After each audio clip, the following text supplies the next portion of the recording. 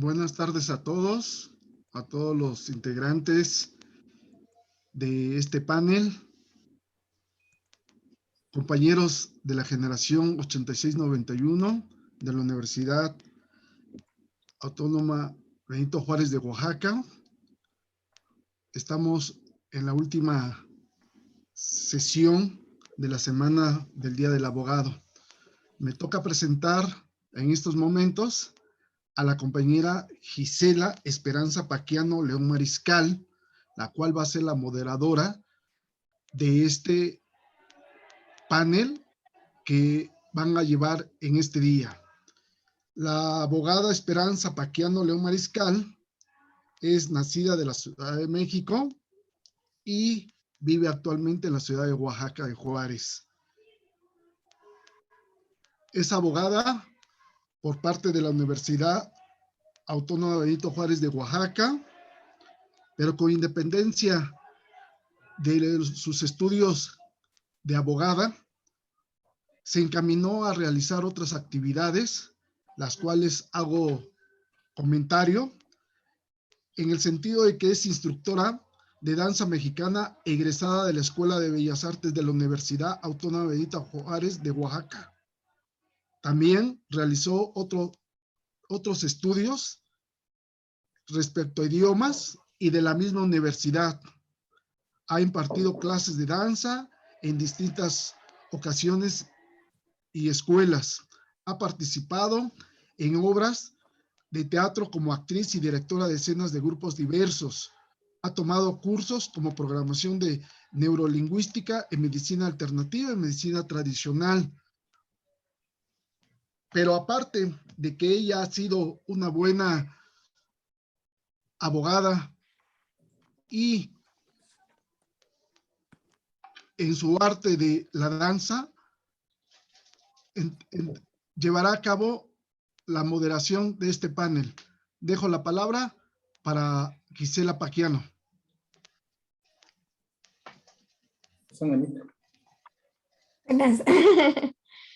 Buenas tardes, compañeros.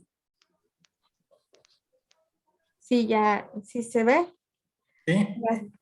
Buenas tardes, compañeros. Hoy, por ser, ya con esto concluimos esta semana que fue por el Día del Abogado, de la generación de abogados de la generación 8691. Cerramos con la participación del licenciado José Aarón Sánchez Hernández y de nuestra queridísima amiga Liliana Hernández Gómez.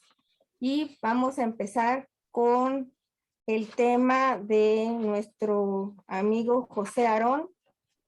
Para esto voy a leer un pequeño resumen de su currículum.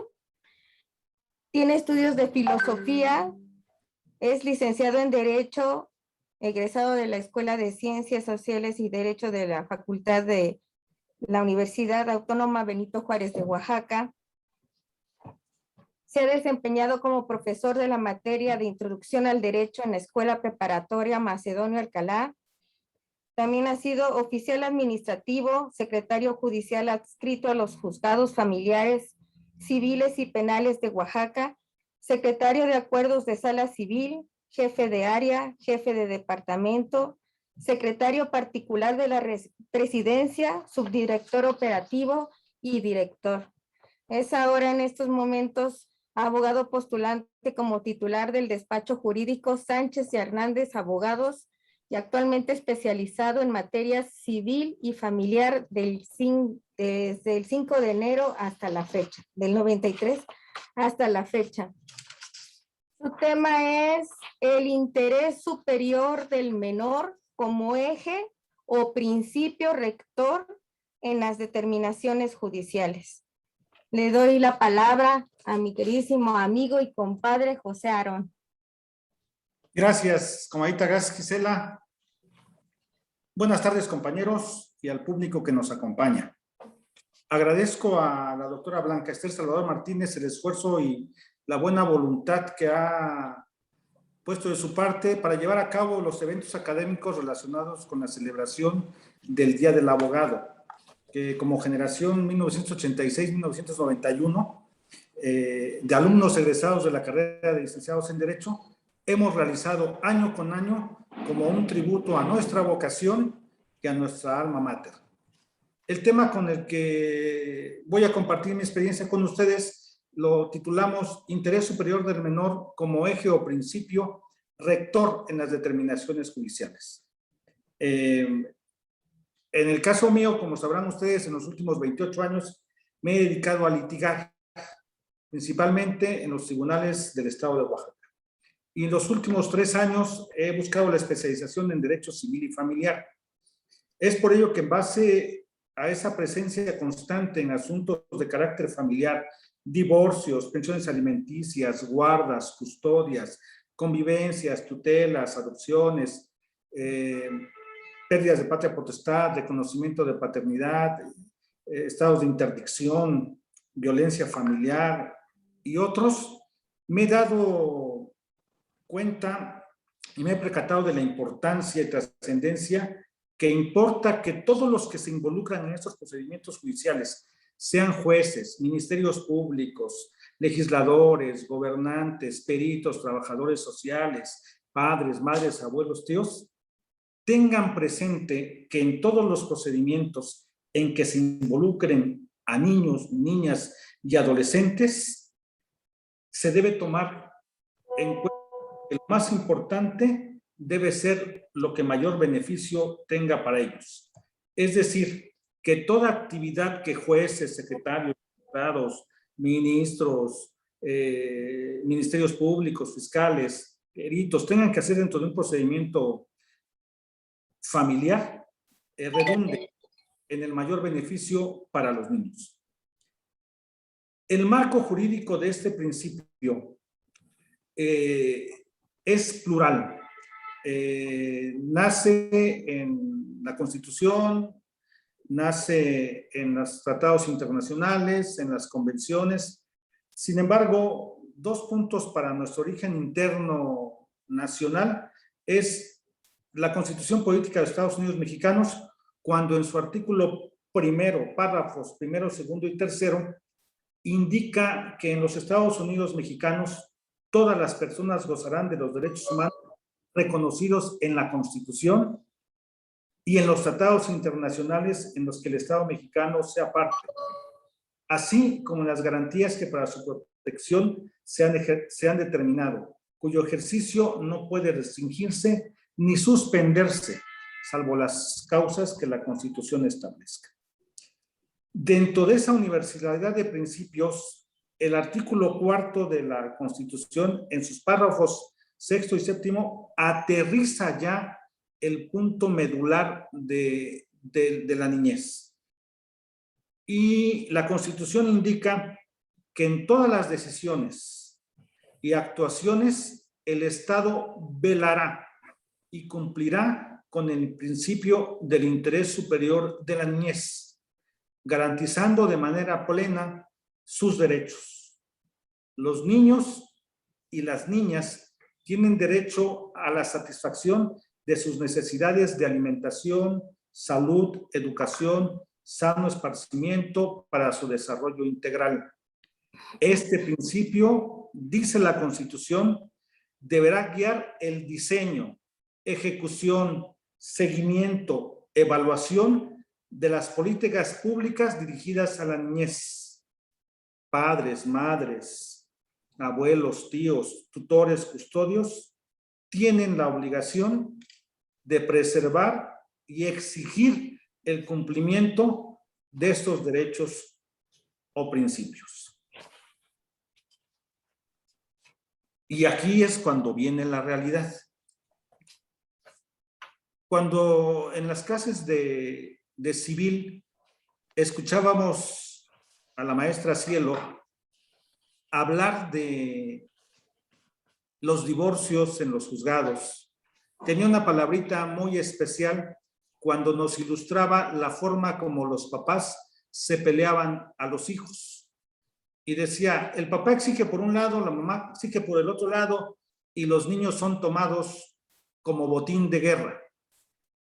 El botín de guerra en la historia bélica del universo, del mundo, es todo aquello que la parte invasora o el ejército contrario al lugar donde está siendo invadido, después de vencer al enemigo, se lleva todo lo que tenía. En aquel tiempo eran joyas, eran obras de arte, dinero, bienes, títulos. Y ese era el famoso botín de guerra.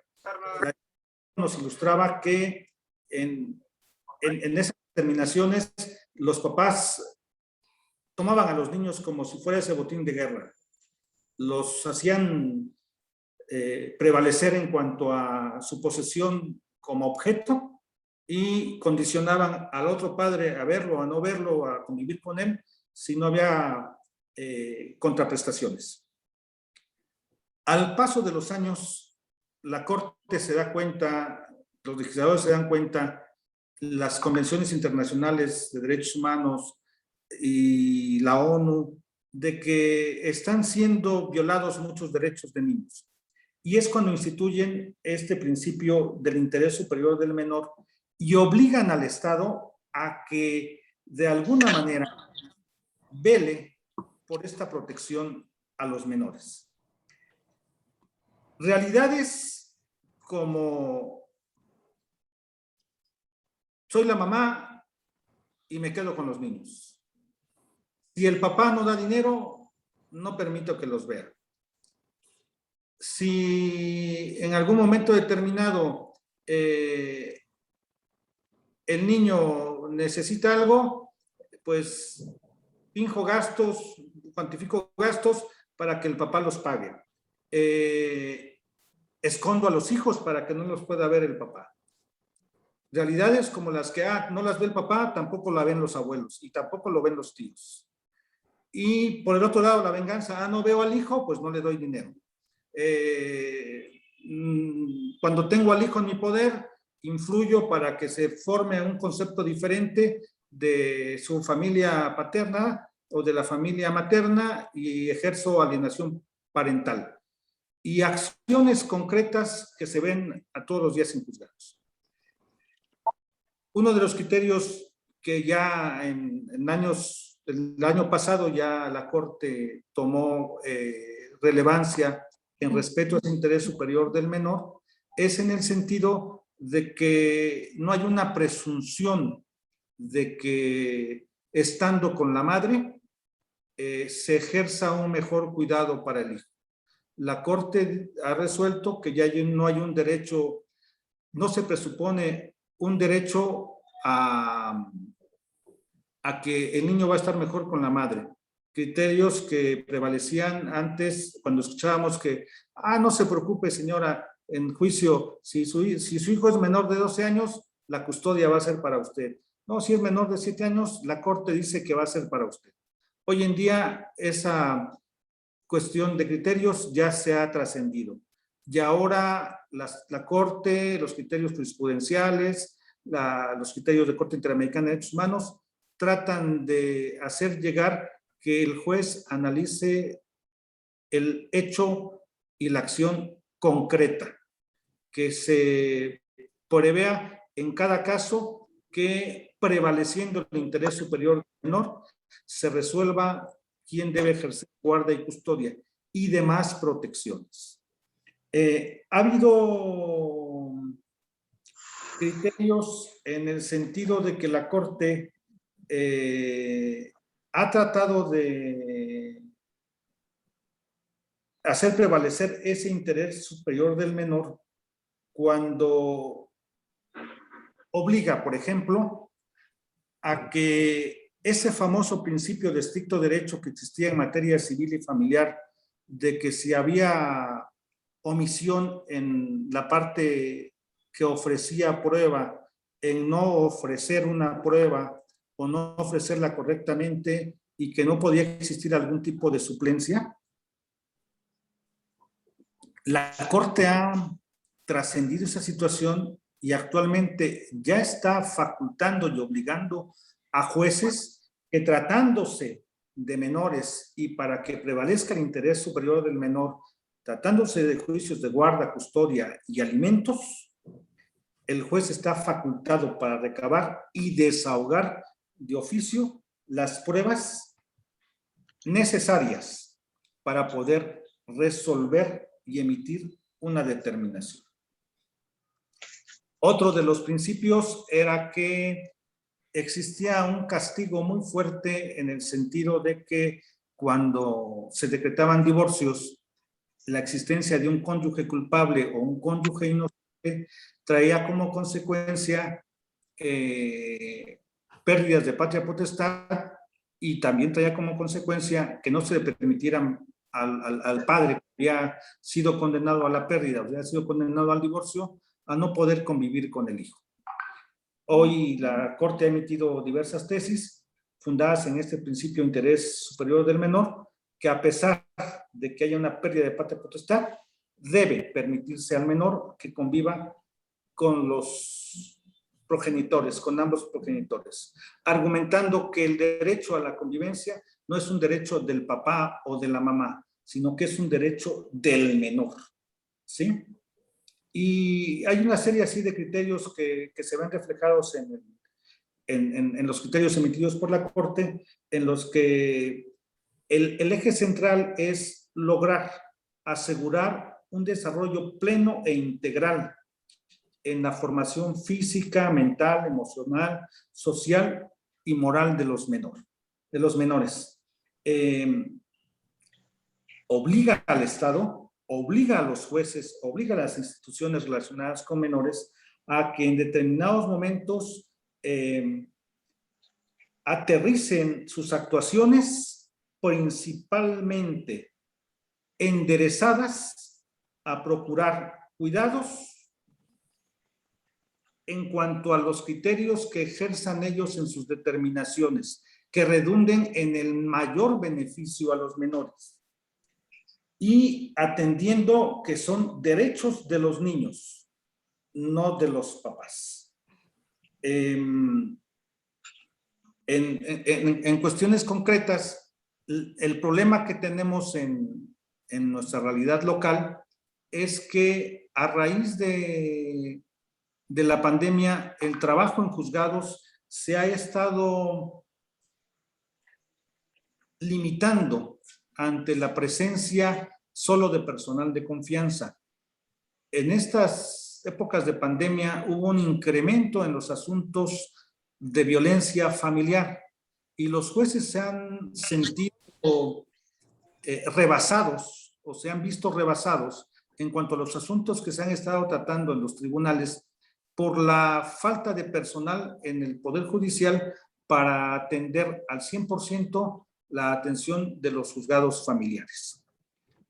El segundo punto que viene es que la constante rotación de personal hace que no todos los jueces más experimentados lleguen al centro de la ciudad, que es el lugar donde se concentran el mayor número de casos de violencia familiar, y haya jueces que ignoren o no adviertan actuaciones tan simples en los procesos familiares.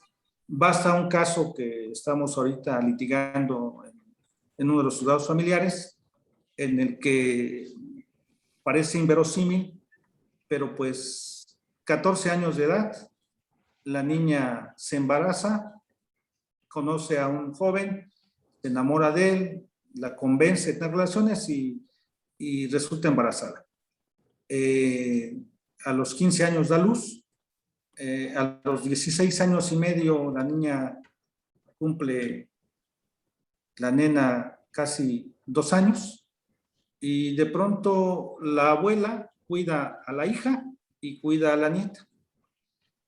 De pronto, pues la niña se enamora de otro joven, le deja a la nieta a la mamá y se va con el joven. 4 días después la convencen de que debe pelear a la niña y en lugar de decirle a la mamá, oye mamá, ¿me da usted a mi hija? Alguien la aconseja, va al juzgado, le reciben una comparecencia y la juez ordena la apertura de un expediente para que presenten a la menor y la recuperen y se la entreguen a la mamá. Mamá de 16 años y medio, hija de 2 años. inician el procedimiento y el procedimiento termina en que la juez en 3 días entrega a la menor de 2 años, quitándosela a la abuela, a la mamá de 16 años y medio. Perdón, de 16 años y medio. Cuando llegan al despacho para la consulta, advertimos que en ningún momento de todo el procedimiento se le ocurrió a la juez designar un tutor especial para cada una de las menores. Ni a la Ministerio Público adscrita se le ocurrió decirle a la juez, oye, ¿y si le designamos un tutor especial y continuamos con la diligencia? Nada. Promovemos amparo indirecto, el juez de distrito advierte esa situación y de entrada en su auto admisorio de amparo designa 2 defensores públicos federales que representen a las 2 menores, uno para cada una de ellos, y después admite a trámite el amparo. Deficiencias como esta, que redundan en un perjuicio al interés superior del menor, son tan simples en los juzgados. Omisiones en juzgados por la carga de trabajo relacionadas con la ausencia de un criterio preponderante para convivencias.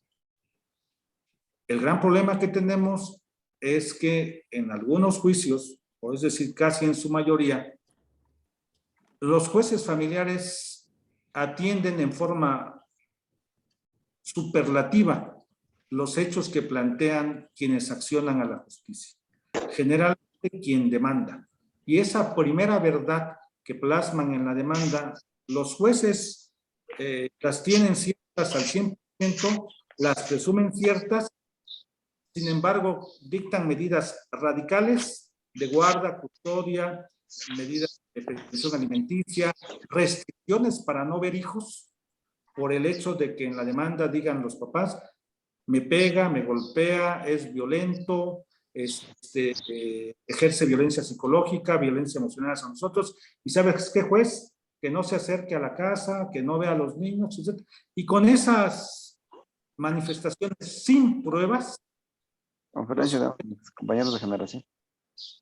los jueces dictan determinaciones de restricción de convivencia sin ponderar la existencia de un beneficio en el interés superior del menor, sin allegarse más pruebas para que redunde o reditúe en el beneficio de los menores. Cuando al contestar demanda advierten esas situaciones, esperan hasta dictar una sentencia, si es que los abogados no son ágiles en ese sentido, para que pueda haber algún tipo de convivencia. Y así hay infinidad de casos en los juzgados civiles y familiares. Está clara la duda. Caso de duda. Ese interés superior del menor se ve menoscabado por la ausencia de conocimiento de jueces y por la ausencia de exigencia de alguna de las 2 partes que están en litigio para que ese interés superior del menor se respete. Ruth Villanueva Castilleja, una autora de libros que habla sobre derechos del menor, ha indicado que el interés superior del menor es y debe ser la supremacía y la prioridad que debe concederse a todos los menores y que deben ser contenidos en leyes locales, nacionales y universales, por sobre cualquier otro derecho de cualquier otra persona, todo con la finalidad de garantizar los derechos consagrados en la ley, en las constituciones y en los pactos de convención, procurando que los menores crezcan en un ambiente absoluto de respeto, de afecto y libre de toda violencia para favorecer el desarrollo pleno de su personalidad. ¿A qué vamos? Que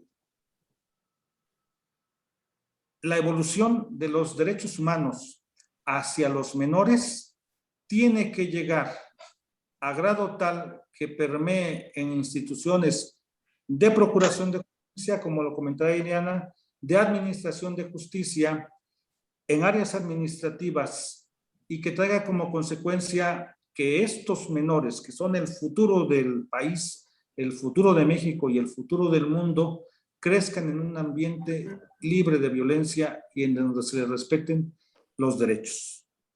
La evolución en estos principios ha hecho que la Corte reflexione en el sentido de ir rompiendo con esos paradigmas que teníamos del derecho romano, como es el de la patria potestad, donde al varón se le daba la potestad sobre toda la familia. Hoy en día la Corte ha tratado de adelantar un criterio, ya no estamos hablando de patria potestad, estamos hablando de responsabilidad parental. Cambiando la palabra, cambiamos la intención.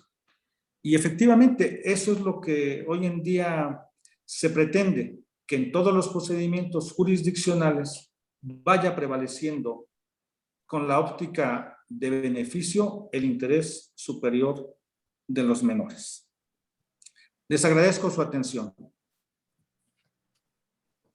Bueno, compañeros, esta ha sido la participación de nuestro querido compañero y con un tema muy, muy hermoso, porque la verdad, este cuidado al menor, por sobre todas estas situaciones, es algo muy importante. Lo que acabas de decir, compadre, ha sido algo que a mí me da mucho gusto saber, que ya también un papá puede ser el que tenga la patria potestad de un menor, ¿no? No nada más las mamás que siempre por ley decían, ¿no? Pero ahora un papá que fuera responsable, que lo pruebe, ¿no? Que es responsable, puede hacerse cargo de su hijo, de su menor, ¿no? Eso me da mucho gusto. Y el ejemplo que pusiste de una joven de 16 años con una nena, con otra menor, ¿no? Eso estuvo fantástico, porque la verdad es un muy buen ejemplo, y la verdad uno no dimensiona hasta dónde llega, ¿no? En este caso son dos menores, ¿no? La mamá de la nena y la nena, ¿no? Entonces, ¿no? Muy, muy buen ejemplo, y felicitaciones, José Aarón. Iban a ser 10 minutos de preguntas, pero por lo mismo de que a veces se extienden los compañeros en las preguntas, damos como opción que pueden ir al correo de José Aarón, que está aquí dentro, en el chat, está aquí escrito, es joseaaron@yahoo.com.mx. Si tienen alguna duda, pregunta, comentario, lo que ustedes quieran, pues solicitarle a él información y que les diga sus dudas, se las pueda aclarar, pues con todo gusto, José Aarón les va a contestar. Ahí está su correo electrónico para cualquier duda que ustedes tengan, compañeros. Y pues seguimos con nuestra compañera Ileana Araceli, que va a tener el tema, el enfoque diferencial en la procuración y administración de justicia. Para esto voy a leer una pequeña síntesis de su currículum de nuestra querida Ileana Araceli Hernández Gómez, oaxaqueña, madre profesionista, licenciada en Derecho, egresada de la Escuela de Ciencias Sociales de la Facultad de la Universidad Autónoma Benito Juárez de Oaxaca. También cuenta con estudios de maestría en Filosofía del Derecho y Política por el ITAM. Tiene diplomados en Antropología Jurídica, Trata de Personas y Procuración de Justicia y Transversalidad de la Equidad de Género. También tiene capacitación en procesos restaurativos y medios alternos de solución de conflictos. Seminario de capacitación para fiscales mexicanos, habilidades avanzadas de NACTRI en la ciudad de Austin, Texas.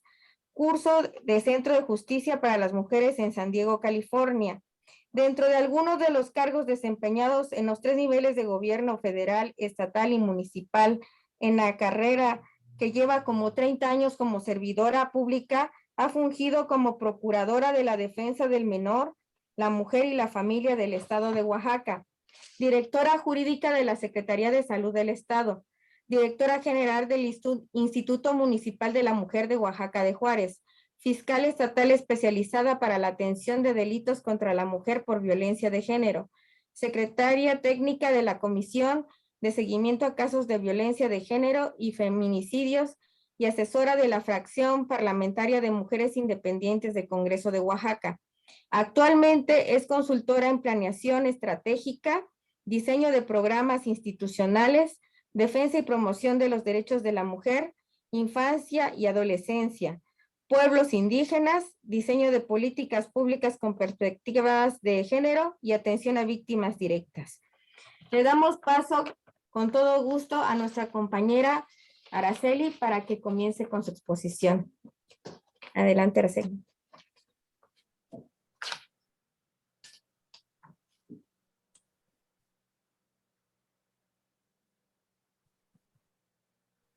Sí, estamos con nuestra compañera Liliana Araceli. Muchas gracias, sí. Muchas gracias. Pues muy buenas tardes. En verdad es un honor para mí estar. Y ahí fue que todos se tenían que hacer la prueba y que no tenían síntomas. Perdón. Por favor, escucha y creo por que favor, sonido. cierren su micrófono, por favor. Aquí hay un Antonio Soler y no sé quién tenga abierto su micrófono, por favor, ciérrenos para que nuestra compañera Liliana pueda comenzar con su tema, por favor. Gracias. Muchas gracias. Muchas gracias. Pues muy buenas tardes. Es un honor para mí el participar en este ciclo de conferencias organizado en el marco del Día de la Abogada y del Abogado por la generación 8691 de licenciados y licenciadas en Derecho de la Universidad Autónoma Benito Juárez de Oaxaca. Un placer compartir esta tarde con nuestra estupenda moderadora Gisela Paquiano, con el gran amigo, el licenciado José Aarón Sánchez, grandes conocedores y sobre todo pues el que podamos compaginar e ir haciendo de esto un gran rompecabezas. Me emociona profundamente a lo largo de esta semana haber escuchado participaciones que tienen que ver con el analizar la importancia de visibilizar la equidad de género en el actuar de la abogacía. Y hoy con esta conferencia magistral que nos da el compañero José Aarón y en el que pone un dedo en la llaga de manera muy importante en cómo la población infantil y yo diría que también la población adolescente requiere de tener una presencia en la visión de quienes ejercen la abogacía, pero por supuesto también de quienes procuran y administran la justicia. Por eso yo decidí esta tarde poder conversar con ustedes y yo les invito a todas las personas que nos están acompañando y a quienes seguramente nos escucharán en la grabación que se está realizando con posterioridad, a que entremos en esta zona libre de discriminación. Y en esta zona libre de discriminación, a que tengamos en cuenta que cada una de las personas tenemos una identidad muy particular. Vamos construyéndonos de acuerdo a las experiencias, de acuerdo a las vivencias, de acuerdo a las historias de vida, a los valores y a cómo hemos sido educados desde nuestra niñez. La construcción de la identidad, que proviene esta palabra del latín identitas, que es este conjunto de rasgos propios y de la conciencia que una persona tiene sobre sí misma y que nos hace totalmente diferentes a las demás, es tal cual como una huella dactilar que nunca es igual a la otra. De una mano a otra mano no tenemos ni siquiera nosotras y nosotros mismos una misma huella. Y de esta manera también es la conformación de la personalidad, de la identidad de las personas. Incluso dentro de una misma familia, dentro de un mismo grupo, comunidad o dentro de una misma cultura, no somos totalmente iguales porque, como lo decía, nuestra identidad hasta de orden cultural, sexual, nuestra pertenencia, nuestros gustos se van construyendo a lo largo de toda nuestra vida. Y a lo largo de nuestra vida también, pues vamos formando parte de grupos sociales o tenemos ciertos gustos o afinidades, pertenecemos a cierta institución político-social y entonces esto va haciendo de todas las personas el que seamos un conjunto de características pues muy diferentes. Y podemos hablar entonces de las diversas identidades, de la identidad etaria, que es la que tiene que ver con la edad, de la relacional, de la identidad cultural, de la política, religiosa, la vocacional, ¿no? En este caso quienes somos abogadas y abogados, la intelectual y por supuesto también la identidad de género. Y yo les invitaría esta tarde a que reflexionemos acerca de una pregunta. ¿Todas las personas somos iguales? Y seguramente quienes somos abogadas y abogados y en general las personas cuando yo hago este tipo de charlas me dicen, pues sí, sí somos iguales, tenemos los mismos derechos, la Constitución así lo plantea. Sin embargo, con esto que yo les vengo diciendo y como conformamos nuestras identidades, podemos decir que las personas, pues definitivamente no todas somos iguales. Tenemos todas estas características que nos diferencian a unas de otras. Y dentro de estas características que nos diferencian también hay que tomar en cuenta como esta construcción binaria de la sociedad que tiene que ver en el hecho de ser mujeres o ser hombres. Y hablo de la construcción binaria porque hoy debemos de reconocer la existencia de todas estas comunidades, de todas estas personas con identidades, con preferencias, con pertenencias sexuales distintas. Sin embargo, bueno, de origen en esta formación binaria existen lo que se conocen como los estereotipos de género, es decir, el cómo somos educados hombres y mujeres. Y en ese sentido, como personas, como ciudadanas y ciudadanos de entrada, tenemos una concepción de lo que es ser hombre y de lo que es ser mujer, ¿no? Tenemos desde el punto de vista hasta mínimo, por llamarle así, de que los colores rosas pertenecen a las mujeres y los azules a los hombres, de que la mujer tiene que ser una persona sensible, sumisa, dedicada a ciertas actividades que son propias de su sexo, y por el otro lado a los hombres con ciertas características de masculinidad, de poder, etcétera, ¿no? Estos estereotipos con los que nos van formando desde que nacemos en nuestra propia familia y a lo largo de todos estos espacios en los que construimos nuestra identidad, son lo que van formando nuestro ser humano como personas, ¿no?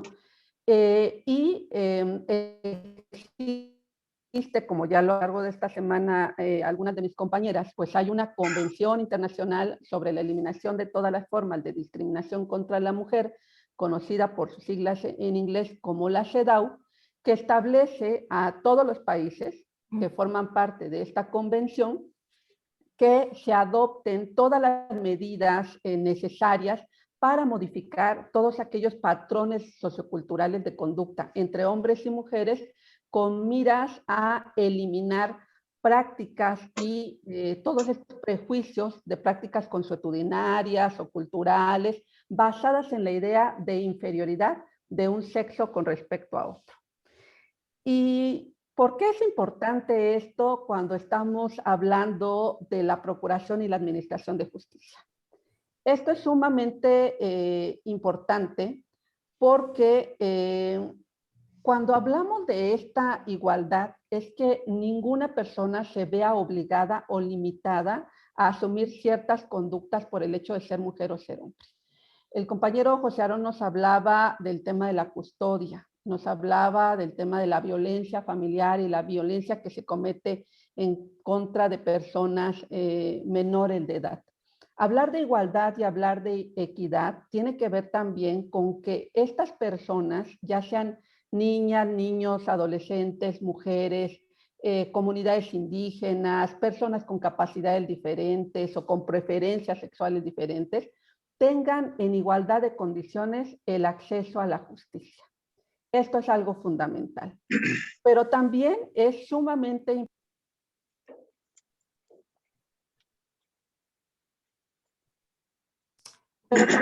Pero también es muy importante que nosotros tengamos algo que se conoce como esta mirada de perspectiva de género o esta mirada interseccional, ¿no? En donde nosotras y nosotros de entrada podamos advertir, de acuerdo a como lo plantea la Ley de Igualdad entre Mujeres y Hombres, que la perspectiva de género es toda una metodología que permite identificar, permite cuestionar y valorar la discriminación, la desigualdad y la exclusión que tienen en este caso las mujeres por el hecho de ser mujer en base a estas diferencias biológicas o a estos estereotipos. Y el enfoque de género, tal y como nos los plantea la Ley General para la Igualdad, es esta consideración de las diferentes oportunidades que tienen tanto hombres como mujeres en las interrelaciones existentes entre ellos. Ya nuestra Constitución, en su artículo 1, nos plasma muy enfáticamente que todas las personas que habitamos este país gozaremos de los mismos derechos humanos reconocidos en la Constitución y en los tratados internacionales, todas las personas, independientemente de todas estas diferencias de las que hemos venido hablando. Y en el caso del artículo 4 constitucional nos plantea muy enfáticamente también que está prohibido todo acto de discriminación motivado por el origen étnico o nacional, por el género, por la edad, por la discapacidad, por la condición social que se tenga, por la condición de salud en particular, por la religión, las opiniones, las preferencias y, en fin, por todas estas diferencias que tengan por objeto anular o menoscabar estos derechos y estas libertades, ¿no? Entonces, en estos instrumentos internacionales y particularmente en aquellos que tocan el tema de la igualdad de género, en la CEDAW en particular, nos habla de algo que es la igualdad formal. Y esta igualdad formal en México y en Oaxaca la tenemos muy clara, que es toda esta que se conforma por el bagaje jurídico, por todas estas leyes que se han elaborado para hacer el piso mínimo sobre el cual descansen los derechos de hombres y mujeres. Pero el siguiente paso es el tema de la igualdad sustantiva, en el cual vamos a tener que llevar a cabo ciertas medidas para que esta igualdad realmente se cumpla, ¿no? Y esto tiene que ver con la capacitación y sensibilización a los operadores de justicia, llamémosles ministerios públicos, jueces, magistrados, defensores, por supuesto, litigantes, todos aquellos que intervienen en este tipo de situaciones que permitirán el real acceso a la justicia. Y finalmente está lo que se conoce como la igualdad de resultados, que es esta igualdad de resultados es como este logro máximo, ¿no? Es hacer realidad estos mecanismos jurídicos, estas acciones y demás.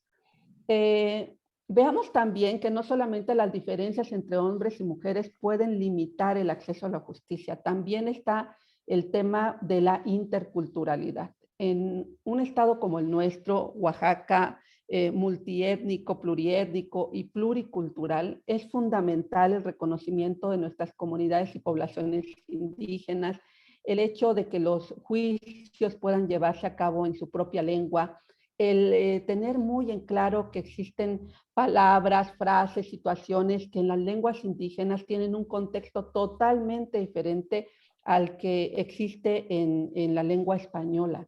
Y esto motiva y puede generar un acto de injusticia o de un análisis que no tiene esta visión multicultural de las poblaciones.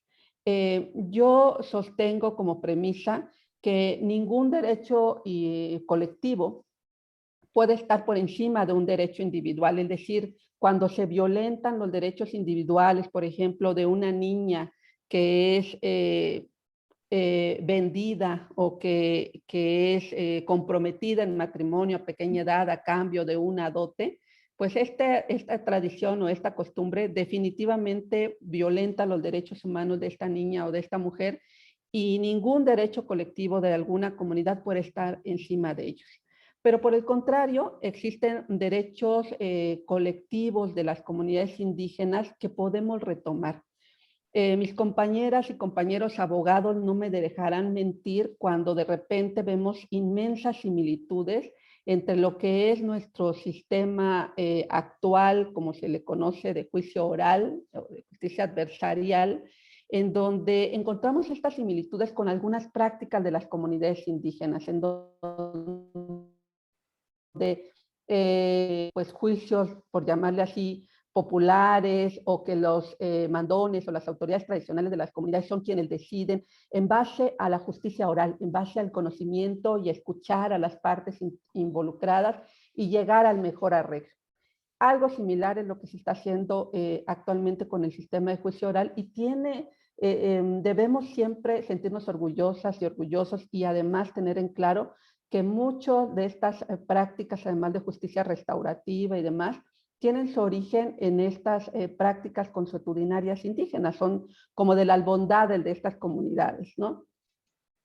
Además de este tema de la interculturalidad, de la perspectiva de género de la que vengo hablando en este día, y que, insisto, esto es lo que realmente desearíamos que quienes están inmersos en este transitar de las víctimas en la procuración y administración de justicia lo tuvieran claro, y que por lo tanto, de verdad, yo invito a las y los integrantes de nuestra generación a que podamos motivar un mayor número de compartir estos conocimientos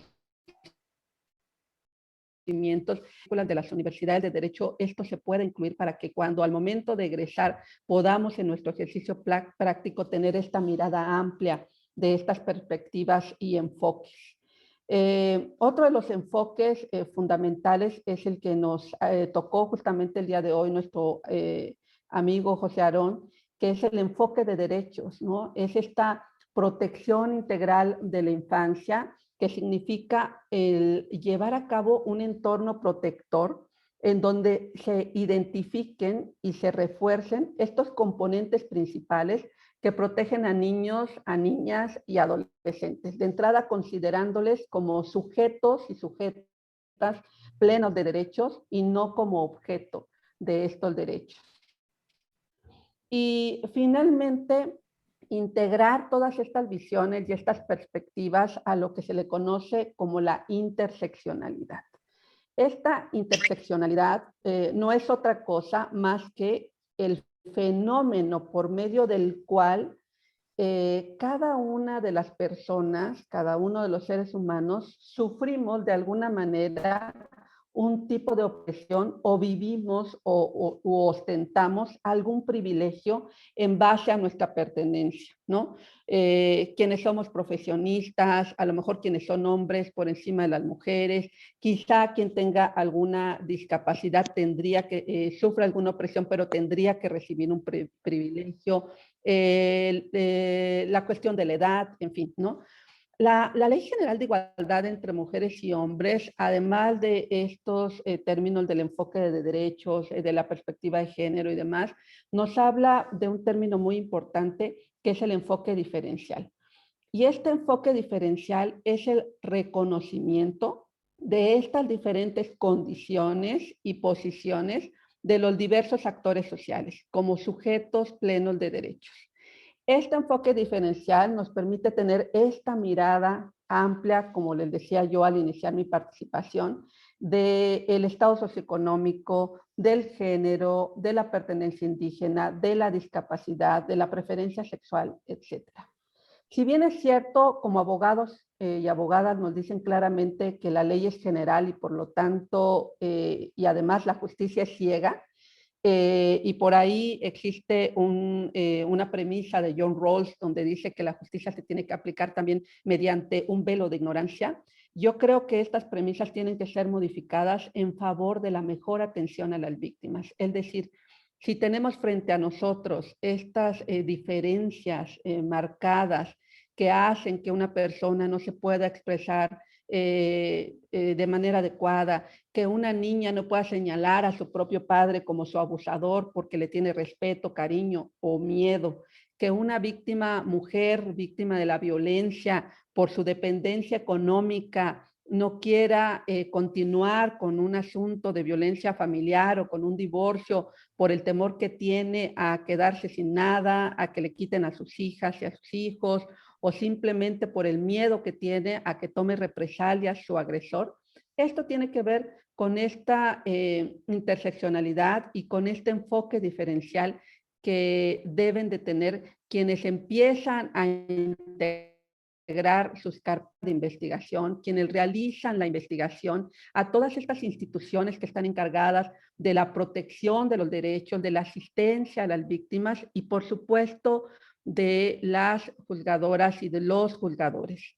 Este enfoque diferencial, entonces, juega un papel sumamente importante en el funcionariado público y en especial en estas instituciones que son las encargadas de velar por el bienestar, por el goce de los derechos de las y los ciudadanos, de brindar estos servicios integrales de apoyo a las víctimas y, por supuesto, de manera particular, estas instancias de atención a víctimas y de procuración y administración de justicia que permitan a hombres, mujeres, niñas y niños y a toda esta población diferenciada, a migrantes, a personas a lo mejor que forman parte de la tercera edad, que ejercen la prostitución, en fin, a todas estas personas el poder aplicar los principios básicos de la equidad, que no es otra cosa más que hacer justicia en todas las situaciones para todas las personas en igualdad de condiciones. Pues yo me quedaría hasta aquí. Espero haber sido clara, pero sobre todo espero haber dejado esta pequeña motivación y esta pequeña semilla, porque entre compañeras y compañeros de la generación aquí, afortunadamente, tenemos jueces, tenemos magistradas, tenemos litigantes, tenemos personas que podemos generar este cambio. Y creo que ese es uno de los objetivos principales de esta generación, contribuir al cambio y a que podamos mejorar las condiciones de la ciudadanía y, por supuesto, facilitar y mejorar el acceso a la justicia para todas las personas. Muchísimas gracias por su atención. Muchas gracias, Ileana. Ha sido hermosa tu exposición. La verdad es así de aplausos.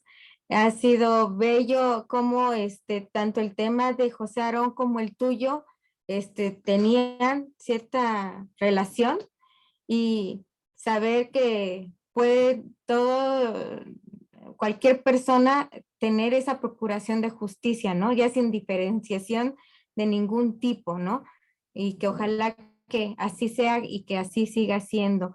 Aquí los compañeros a los dos les están externando sus felicitaciones, tanto a José Aarón como a ti, a Ileana, y a Blanquita por hacer realidad estos conversatorios, porque este año se haya hecho esta semana con estos conversatorios con todos los compañeros que ya expusieron en la semana y que todo salió muy bien.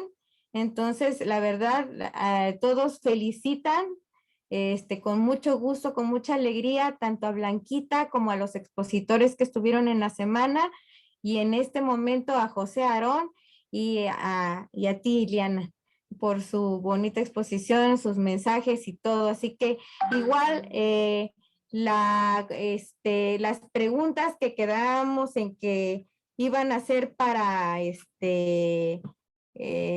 mejor a su correo electrónico, que mandaran sus preguntas, sus dudas, sus comentarios. ¿Podrías decir tu correo electrónico, por favor, Ileana? Tengo silenciado. Es Ileana A hdz13@gmail.com. Aquí voy a ponerlo en el chat también. Sí, muchas gracias. Está, pero sí, ya no lo veía yo. Sí, muchas gracias. Para cualquier pregunta, duda, comentario, lo que quieran hacer, decirle a la compañera Ileana, lo pueden hacer a su correo electrónico. Igualmente a José Aarón, que también ya nos dejó su correo electrónico, y cualquier cosa, están ellos para servirles. Muchas gracias de verdad por estas participaciones.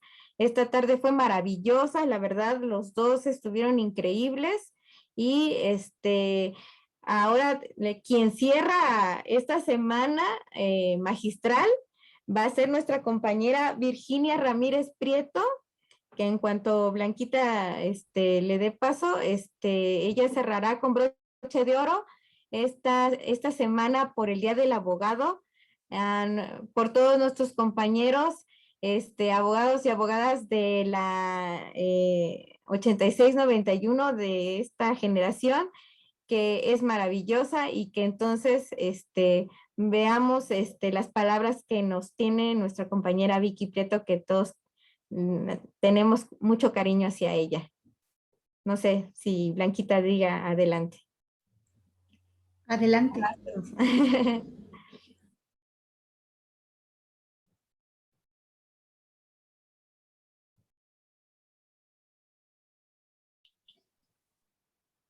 ¿Sí me escuchan? Sí, sí, sí. Bien. No saben qué gusto me da escuchar a todos mis compañeros de aula, de banca. Yo recuerdo de la infancia, no sé, ustedes cuando éramos pequeñas, que no nos dejaban participar en las conversaciones de los adultos. Nos decían, usted por allá, porque esta es plática de adultos. Y miren cómo da vueltas la vida, porque ahora, a la edad que tenemos y la época que estamos viviendo, podemos participar, conversar todos esos temas que a través de la vida hemos conocido, hemos aprendido. Ahorita, por ejemplo, que escuchaba a Aarón, a Iliana, yo recuerdo cuando íbamos a la escuela, que hasta nuestras conversaciones parecían sueños, que nunca íbamos a alcanzar, que nos íbamos a quedar como licenciadas. Yo escuché muchas veces a compañeros decir, fulanita no creo que vaya a trabajar porque esa se va a casar pronto. Mas, sin embargo, viene a mi mente esa educación de la cual hacía mucho énfasis ahorita Iliana, de la educación que nosotros recibimos, que no conocíamos la equidad de género, a los que les daban la voz y los que participaban eran nuestros hermanos varones. Las mujeres así lo mencionaban, ¿verdad? Que no podíamos conversar. Por eso ahorita hay tanta lucha con la equidad de género, con que las mujeres, por la violencia de las mujeres, porque queremos estar peleando esos derechos que hace muchos años nos negaron por el hecho de ser mujer. Esa libertad de expresión, esa participación de todos los compañeros. Yo admiro mucho a la compañera, sin que yo haga a un lado a las demás, ¿verdad? A esta niña Jessica, a Iracema, Hildegarda, de que cómo defienden cada una la postura que le tocó vivir en esta vida, ¿verdad? Esos conversatorios nosotros lo vemos como si a lo mejor en aquel entonces eran chismes, chismógrafos, ¿no? Y ahora son conversatorios con personas preparadas, con personas que tienen capacidad de poder defender un tema como el que acaba de hacer nuestro amigo José Aarón. ¿Por qué? Porque él está empapado de eso. Yo que también me dedico al derecho familiar y que aparte de eso me ayuda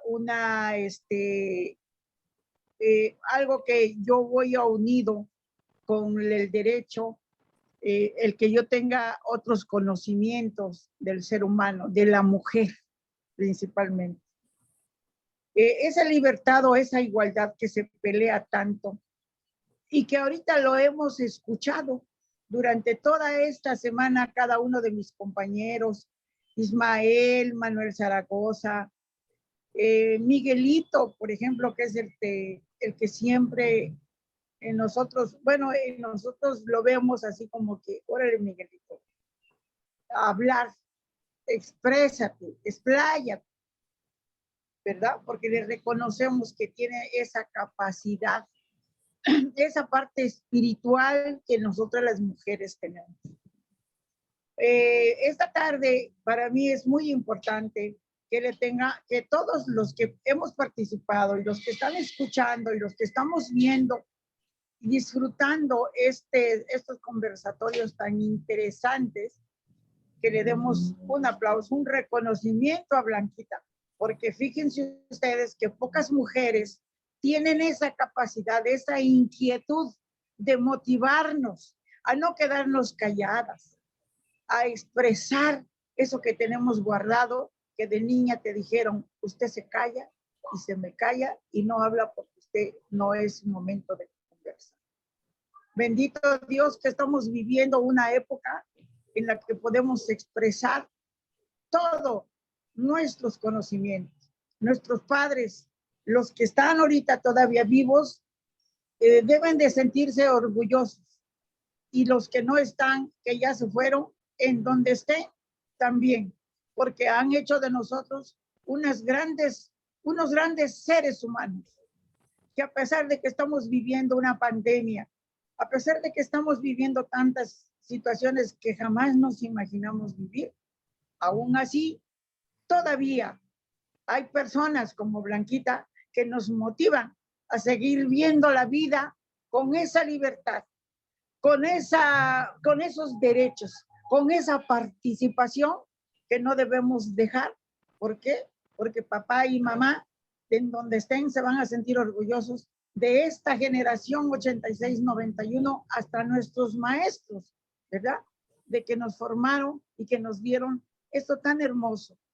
Gracias, Blanquita, por darme la oportunidad de poder cerrar con muchísimo gusto y con estas palabras que me orgullece muchísimo saber que mis compañeros tan jovencitos tengan tanta capacidad para discernir esos temas tan interesantes que escuchamos, esos abogados y esas abogadas que en esta semana nos hicieron sentir, vibrar con esos conocimientos. No saben cuánta emoción me da. Les reconozco a cada uno de mis compañeros, Ileana, Olguita, Mayela, Gisela, Aarón y Delgarda. El solo hecho de participar, no cualquiera lo hace, porque muchos nos callaron cuando éramos niños y esta es hora que todavía no podemos empezar a hablar. Muchísimas gracias, Blanquita, por esta oportunidad y felicidades a todos mis compañeros que pudieron expresar libremente esos conocimientos y esas cosas tan hermosas que nos han dejado esta semana. Muchas gracias. Les mando un abrazo. Gracias. Muchas gracias. Muchas gracias, Vicky, por tus palabras. Muchas gracias de todo corazón. Creo que todos los compañeros van a estar muy agradecidos. Todos los que participaron, todos los que hicieron el favor de acompañarnos toda esta semana en los conversatorios. Gracias por tus bellas palabras, porque sí es cierto, muchas veces nos dijeron calladitas, nos veíamos más bonitas y seguimos adelante. Muchas gracias, Vicky. Muchas gracias. Gracias a todos los compañeros que han estado participando por todos sus comentarios tan hermosos, tan bonitos, a todos los ponentes y para Blanquita, que con merecida razón es la que nos ha orquestado, nos ha juntado y por ella seguimos aquí adelante y mientras ella nos siga dando chamba, trabajo, línea, aquí estaremos y estaremos apoyando. Muchas gracias, Blanquita. Si hay algo más que quieras agregar, Blanquita. Pues muchas gracias a todos los participantes. Muchas gracias primero que nada por responder a la convocatoria de que presentaran propuestas, porque quiero hacer notar que la organización y todo lo que se hizo esta semana, pues no fue una cuestión individual, sino que esto fue a través de propuestas. Entonces, esta semana se organizó a raíz de las propuestas que hicieron compañeros como Ismael, como Jessica, que a José Aarón, ¿sí? A Iliana, que todos ellos presentaron propuesta de sus temas y también de las actividades a desarrollar. De Mario, que también tenía ya un libro escrito desde hace un buen rato. De todos ellos es una aportación que están haciendo a la ciencia jurídica, ¿sí? Entonces yo agradezco a mis queridos compañeros por participar, por dar las palabras de bienvenida, abrir las sesiones, por todo el tiempo que han invertido en esto, porque finalmente, aunque pareciera que somos un grupo reducido de participantes, la realidad es que no. Cuando nosotros revisamos las estadísticas de la audiencia que tienen nuestros foros, nosotros vemos que tenemos ponentes que han llegado hasta más de 1,800 reproducciones o más de 1,500 reproducciones, ¿sí? Entonces, ¿esto qué significa? Que no estamos nosotros trabajando en un área árida, sino que estamos haciendo un terreno muy fértil en el cual hay una audiencia que nos escucha, hay una audiencia que presta atención a estos temas que nosotros tratamos y que pues finalmente se hace sin ningún egoísmo, ¿sí? ¿Y por qué lo menciono? Porque realmente hoy en día es tan noble esta situación de la tecnología que nos permite llegar a los confines del mundo. Y quiero mencionar esto a raíz de una experiencia que en algún momento me tocó escuchar de una persona cuando hace muchísimos años se le pidió prestado un libro y pues su respuesta fue no, ¿sí? Entonces, creo que hoy en día, sin menospreciar y nada de los libros, creo que los libros tienen hoy en día un lugar muy especial porque nos han nutrido, pero también hoy en día las voces nos estamos haciendo escuchar más allá de lo que son los libros y la tecnología nos está permitiendo llegar a esas nuevas generaciones a través de este tipo de pláticas, a través de esa experiencia que si bien la podemos llegar a encontrar en los libros, creo que experiencias como las que han narrado Iliana, Jessica, Iracema, José Aarón, Ismael, Vicky, en general, toda este cúmulo de experiencias enriquece y contribuye para abonar a eso que la doctrina nos presenta en los libros, ¿sí? Porque de viva voz se está haciendo escuchar esa experiencia que se está transmitiendo a esas nuevas generaciones, lo cual es totalmente loable y como dicen por ahí los comerciales, son cosas que no tienen precio, sinceramente. Entonces, esto es algo que yo se los reconozco y felicito a todos nuestros compañeros de generación y pues agradezco mucho esta intervención, Gisela, y pues no me queda más que agradecerles el tiempo que se ha invertido. Un abrazo para todos y un saludo a todos los compañeros de la generación 8691 y a toda la audiencia que durante esta semana pues ha escuchado a los ponentes. Muchas gracias.